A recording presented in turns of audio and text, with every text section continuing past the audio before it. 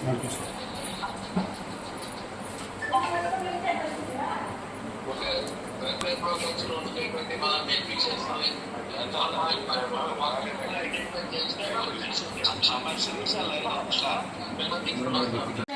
నమస్కారం madam.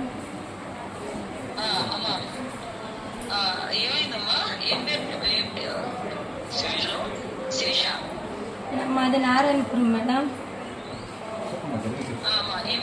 TC తీసుకుంటామని స్కూల్కి వెళ్ళినాను. మా పిల్లల్ని టీసీ తీసుకుంటాము, హాస్టల్ వేస్తామనేసి టీసీ తీసుకొని బయట వస్తుంది. టీసీని అంతా చింపేదానికి ఇదన్నారు. చేతులు వేసి మా పిల్లల లైఫ్ అని చెప్పేసి చేయిలు అడ్డు పెట్టుకున్నాను. నా చేయిలు రెండు వెనక్కి పట్టుకొని చీరని అంతా లాగి నడి రోడ్డు పైన ఈడ్చుకొచ్చి వాళ్ళ ఇంటి ముందు కట్టేసుకున్నారు. 80,000 పుస్తకము. నేను సంతకం పెట్టి 80,000 తీసుకున్నా. సంతకం పెట్టేదానికి కారణము నా మొగుడు నన్ను నా దగ్గర ఉండొద్దు, సైన్ చేయకపోతే నా భార్యగా నా కష్టం అర్థం చేసుకోకపోతే అని భయపెట్టేవాడు. ఇంట్లో ఉండేటప్పుడు భయపడి నేను సంతకం పెట్టేసినాను. నా కొడుకు మేడం వీడిని ఎత్తుకొని టీసీకి వచ్చినాను. స్కూల్ అడ్మిషన్లో చేర్చాలనేసి చెట్టు కట్టేసి కొట్టినారు మేడం. ఒళ్ళంతా కమిలిపోయింది. ఒక ముసలోడు ముని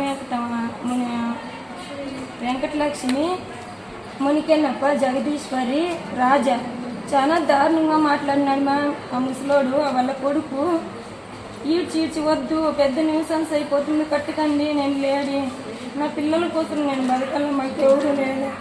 నన్ను చూసి చూడనట్లు రోడ్లో 200 మంది ఏదో ఫంక్షన్ ఊర్లో అందరూ చూసేనట్టు చీరని లాగి కుట్టి చేయి తూకేదానికి లేదు, కాలు తూకేదానికి లేదు, మారి చేసేస్తున్నారు మేడం.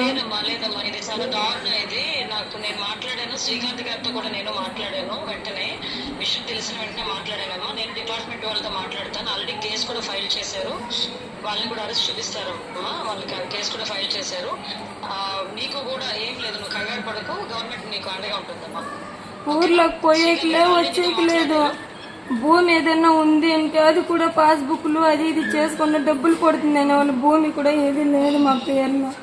ఉండేదానికి ఏదో ఇల్లు కట్టుకున్నాం. అవి ఇంట్లో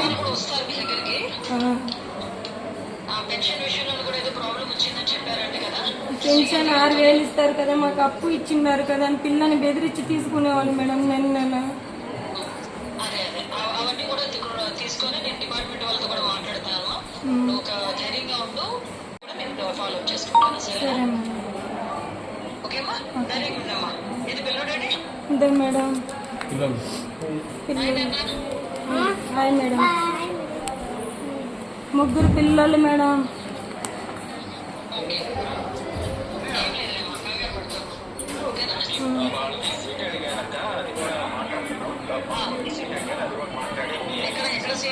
మాకు మోడల్ స్కూల్లో సీట్ కావాలి మేడం.